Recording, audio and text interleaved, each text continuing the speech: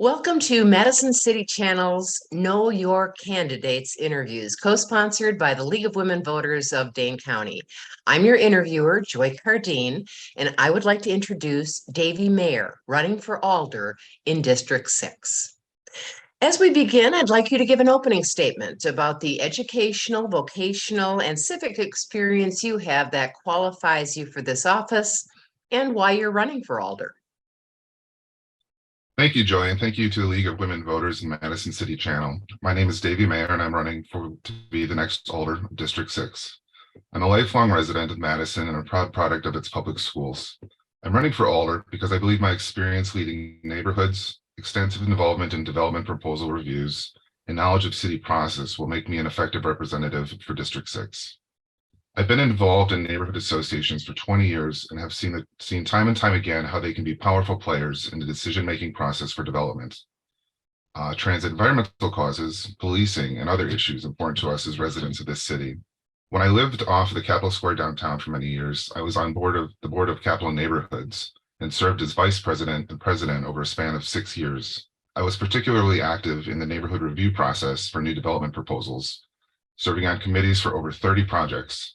Those committees were very effective in making good proposals better, increasing the housing supply of thousands of units, and in successfully opposing a handful that weren't compatible with the neighborhood or zoning. I've now lived in the Sassy neighborhood of what is the eastern end of the new District 6 for the past several years. I've been on the board of the Sassy Neighborhood Association for most of that time, and am now in my second year as vice president. I've been actively involved in Sassy's festival committee, which is responsible for producing Atwood Fest each year. We raised a tremendous amount of money for the Wilmark Neighborhood Center, as well as Sassy's own community grants program. This year alone, we'll be giving grant awards totaling $25,000. I've served on a number of city committees, including the Downtown Coordinating Committee for nearly 10 years, where we work with alders, city staff, local business owners, and members of the public to come up with solutions to downtown issues. For the last 12 years or so, I've served as a poll worker and as a chief inspector for the last 8 years, directing dozens of poll workers to ensure safe and secure elections in my ward. Transparent and fair elections are very important to me. And now, after handling so many ballots over the years, I'm looking forward to participating in a different way by having my own name on them. What actions or programs would you support to enhance public safety in Madison? And in particular, what's your position on the use of body cameras by Madison police officers?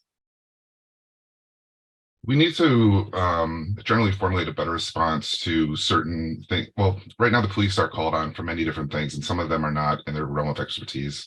And we need a different response for people who are often experiencing mental health crises rather than an armed response by uniformed officers. I'd also support increasing connections with police officers in specific neighborhoods and associations to create better dialogues and a follow-up on hyperlocal issues. The use of body cams is a complex issue.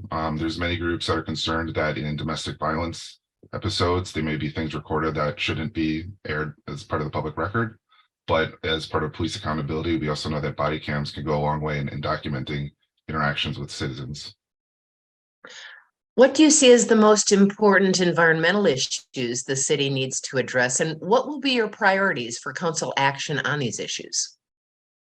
As part of this neighborhood review process, every proposal we look at, neighbors always bring up ideas of what we can do to decrease runoff, include green energy, solar panels.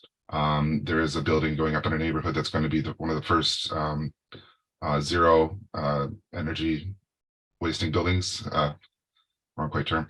And I think that there's plenty we can do at that level. Otherwise, the city is already engaging in a lot of efforts to add more solar. I think a lot of their fleet is going to electric, and we could also work on producing more electric hookups for those with electric cars in our neighborhood. What's your position on increasing the pay for alders? Well, that's an interesting one too. I will say that when you look at the council, there's a certain type of demographic that can be an alder. There's the type of people that can't possibly be an alder. It's a demanding position. It doesn't pay well. People who are single parents, have small children, work third shift. It would be impossible for them to serve. So in a way, increasing pay might make that a more viable option for many people. As it is, the salary is what it is, and I kind of look at it as a subsidized volunteership because an alder's term is very demanding, and I'm willing to go with what it is. But I think for the future, in order to increase the diversity of voices on the council, we should look at some improvement there. What, if anything, do you think the city should be doing to support economic development?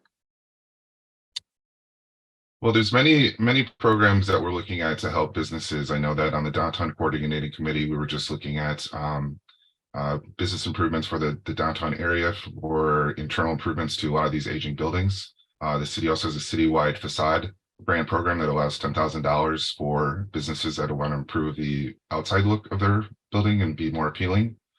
Otherwise, there are many programs that are doing entrepreneurship in the nonprofit sector, such as Commonwealth Development helps to has an incubator for entrepreneurship in our neighborhood. And I think that we can partner with the city on a lot of these to expand support for businesses.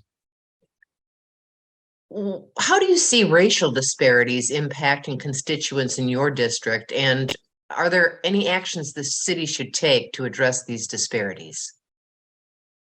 Yes, I think that, the city has, a lot of people have been putting in a lot of effort to try to look at everything through the lens of equity. Madison is a great city, but it's not great for everyone.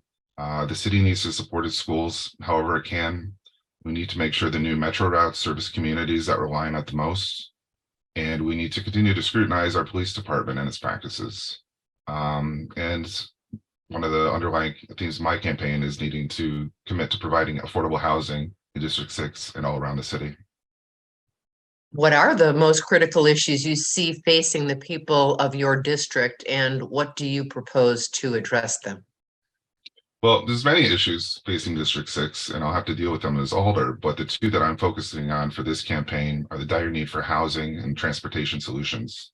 So some 70,000 people have moved to Madison over the last 20 years, and that rate is not expected to decline. We have an amazing city with many amenities and job vacancies, so there's no wonder people want to move here. There's a great demand for housing at all income levels. We need more affordable housing. We need more market rate housing to build the tax base so we have funding to subsidize that affordable housing. Because with the cost of labor, land acquisition, and supplies, affordable housing will not be built on the isthmus without subsidies or incentives. The transit-oriented development legislation that the City Council recently passed will be one effective tool in that effort, but more must be done. I support allowing additional dwelling units to gently increase density in neighborhoods that are predominantly single-family homes, whether it be so homeowners can generate extra income or provide nearby semi-independent living for elderly relatives. ADUs can be another effective tool in the quest for more housing. As the pandemic eases, the work from home movement has not. Our city has a high office vacancy rate that may not be filled soon.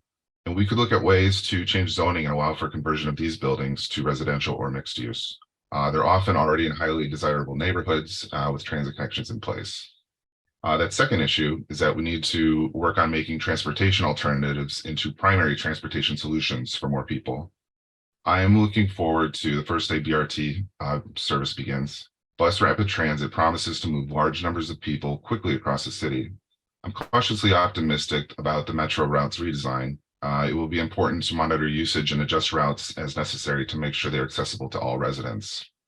I'm an avid user of the Trek B-cycle system, and I use my own bike on our extensive bike path network, which we should continue to expand. Private car ownership will still be a necessity for many people, but we can continue to build out alternatives that can reduce our reliance on cars. Finally, what would you like to say to our viewing audience as we complete this interview? Thank you. Thank you again. As District 6's next Alder, I will work especially hard on constituent services. Neighbors deserve an Alder who is responsive to their needs and inquiries. I will work closely with our neighborhood organizations, Marquette Neighborhood Association, Sassy Neighborhood Association, the Tenny Lapham Neighborhood Association, and Capital Neighborhoods, Inc. I will be a conduit for those neighborhoods to the city process. District 6 needs more housing at all price points, but especially affordable housing if we're going to convert our progressive words into actions. We need to build up transportation alternatives to allow those who wish to decrease their reliance on cars to do so effectively.